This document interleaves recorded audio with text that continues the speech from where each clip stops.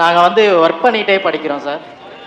ஒரு நாளைக்கு 24 மணி நேரத்தில் ஆல்மோஸ்ட் ஒர்க்குக்கே ஒரு 8 to 10 மணி நேரம் செலவாகுது. மீதி ஒரு 14 மணி நேரத்தில் ஒரு 6 மணி நேரம் தூங்கிடும். அந்த 8 மணி நேரத்தை நல்லா யூஸ் பண்ணுற மாதிரி ஒரு ஷெடியூல் எந்த மாதிரி நம்ம பிளான் பண்ணலாம் சார்? இல்லை ஒன்றும் இல்லைம்மா, அது ஒவ்வொரு நாளுமே ஒரே போராட்டமாக தான் சார் இருக்குது. ஒரு விஷயம் நல்லா தெரிஞ்சுக்கோங்க. நம்ம எல்லாருக்கும் ஒரு கேரக்டர் கொடுத்துருக்காங்க ஆண்டவன். அந்த கேரக்டர் நம்ம மீற முடியாது. அது தாய்க்கு பிள்ளையாக இருக்கலாம் இல்லையா, கணவனுக்கு மனைவியாக இருக்கலாம், இல்லை மனைவிக்கு கணவனாக இருக்கலாம், இல்லை டீச்சருக்கு குருவாக இருக்கலாம், இல்லை குருவுக்கு வந்து ஸ்டூடெண்டாக இருக்கலாம். ஏதோ ஒரு கேரக்டர். நம்ம குடும்பம் இதுதான், நமக்கு வரக்கூடிய கஷ்டங்கள் இதுதான். நமக்கு சூழ்நிலை இல்லை, சந்தர்ப்பம் இல்லைன்னு வருத்தப்படாமல் இதுக்குள்ளே நம்ம முன்னேற என்ன வழின்னு தான் நம்ம டைம் டேபிள் போட்டுக்கணும். முதல்ல நடந்த விஷயத்தை நினச்சி வருத்தப்படக்கூடாது.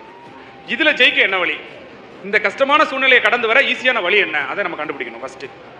அதனால நமக்கு டைம் இல்லையான்னு என்றைக்கும் ஃபீல் பண்ணக்கூடாது.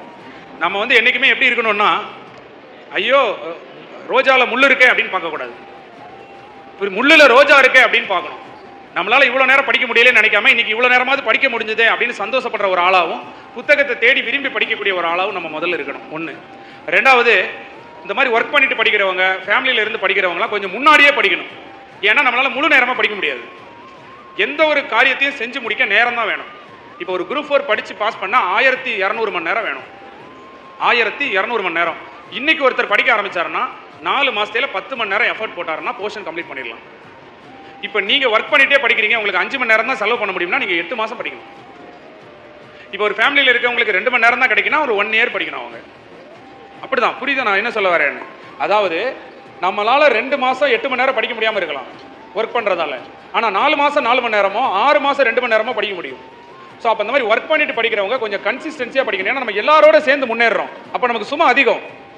அப்போ நம்ம ப்ரீ பிளான் முன்னாடியே பண்ணணும், திட்டமிடுதல் சீக்கிரம். இப்போ காலையில் எந்திரிச்சு இந்த ஃபங்க்ஷன் வரணும்னா இந்த தம்பி எந்திரிச்சோன்னு அப்படியே வர வேண்டியது தான். ஆனால் ஒரு ஃபேமிலியில் இருக்கவங்க அப்படி வர முடியுமா? அவங்க எந்திரிச்சு சமையல் பண்ணி வீட்டுக்கு கொடுத்து எல்லாரையும் கவனித்து கிளம்பி வரணும். அப்போ இவருக்கு எந்திரிச்சு கிளம்புற நேரமும் நீங்கள் எந்திரிச்சு கிளம்புற நேரமும் ஒன்றா? நீங்கள் 5 மணிக்கு எந்திரிக்கணும், இவர் 7 மணிக்கு எந்திரிச்சா போதும். அப்படி தானே? அதே போல தான் ஒர்க் பண்ணிட்டு ஒர்க் பண்ணிட்டே படிக்கிறவங்களும் கொஞ்சம் பிஃபோராக ஸ்டார்ட் பண்ணணும். எப்போதுமே கால்ஃபருக்கு முன்னாடியே படிக்க ஆரம்பிச்சிடணும். ஏன்னா நமக்கு நேரம் கம்மி. ஆனால் பாசிபிள் தான். ஆனால் ஒரு விஷயம் மட்டும் நான் உங்களுக்கு சொல்கிறேன், தெரிஞ்சுக்கோங்க. 24 மணி நேரம் உட்காந்து படிக்கிறவனோட தான் குடும்பத்தை உயர்த்திக்கிட்டு, அப்பா அம்மாவை பார்த்துக்கிட்டு, விவசாயத்தை பார்த்துக்கிட்டு, வீட்டு வேலையை பார்த்துக்கிட்டு, அக்கா தங்கச்சியை நினச்சிக்கிட்டு கஷ்டப்படுறான் பாருங்க, அவன் படிக்கிற படிப்புக்கு தான் இறைவனுடைய ஆசீர்வாதம் அதிகம். சுயநலமாக தான் மட்டும் உட்காந்து படிக்கிறான் பாருங்க, அவன் என்றைக்குமே ஒரு சிம்பிளாக ஒரு வார்த்தை சொல்லுவாங்க, சுறுசுறுப்பு அதிக களைப்பை தருதா, சோம்பல் அதிக களைப்பை தருதான்னு. சோம்பல் தான் நமக்கு அதிக களைப்பை தரும். ஒரு நாள் ஃபுல்லாக சும்மா உட்காந்துருந்தா தான் நம்ம மரமண்டே ஆகிடுவோம். பிஸியாக ஒர்க் பண்ணிவிட்டு அந்த கேப்பில் படிக்கிற பாருங்க, அது போல் சந்தோஷம் வேறு எதுவுமே கிடையாது. உங்கள் நேரத்தை கரெக்டாக யூட்டிலைஸ் பண்ணி படிங்க. டைம் டேபிள் போடும்போது ஃபஸ்ட்டு ஸ்கோர் பண்ணுற சப்ஜெக்ட்டுக்கு டைம் டேபிள் போடுங்க.